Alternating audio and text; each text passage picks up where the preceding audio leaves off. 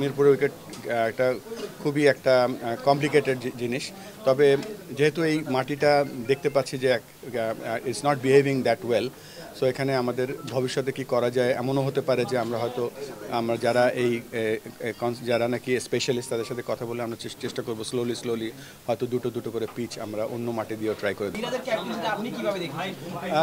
আসলে একেবারে নতুন ক্যাপ্টেন, আমরা সবাই জানি মিরাজ একজন ক্যাপ্টেন্স ম্যাটেরিয়াল, সো ওকে একটু সময় দিতে হবে এবং খেলায় তো জয় পরাজয় থাকবেই, বাট এটাও ঠিক যে একটা ক্যাপ্টেনের ম্যাচুরিটি দেখা যায়, বোঝা যায়, তার মধ্যে সেই পোটেনশিয়ালটা আছে।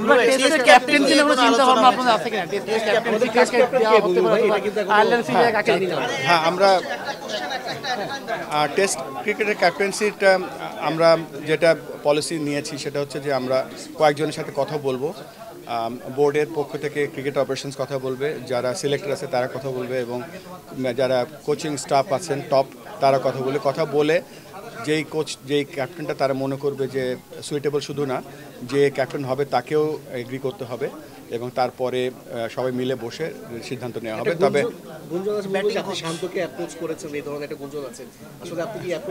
না, আমার সাথে কোনো এই ব্যাপারে কথা হয়নি। লিটন দাস, মেহেদি মিরাজ যে ক্যাপ্টেন্সি, টেস্টে ক্যাপ্টেন্সি আপনাদের চিন্তা ভাবনা আছে কিনা, সেই তিনজন থেকে আপনার কাউকে বেছে নেবেন? আমরা 3-4 জন নিয়ে কথা বলবো, তারপরে ডিপেন্ড করবে সেই যে প্রবাবল ক্যাপ্টেনের ইচ্ছা এবং তার যে ক্যালিবারগুলো আছে সেগুলো একটা বেঞ্চমার্কে যদি মিট করে অবশ্যই আমরা খুব তাড়াতাড়ি জানিয়ে দেবো wheel B the next test captain. Batting তো আজকে খেলাটা এখনো চলছে, একটা সিরিজ বাকি আছে এখনো। সো ব্যাটিং কোচ, যেহেতু আমরা 3টা ফরম্যাটে খেলি এবং আপনি জানেন যে 3টা ফরম্যাটে 3 ধরনের ব্যাটিং স্টাইল দরকার হয়, হয়তো একটা কোচ দিয়ে সবগুলো স্টাইল হয়তো পুরো পরিপূর্ণ হয় না, তো সেই ব্যাপারে আমরা চিন্তা ভাবনা করছি।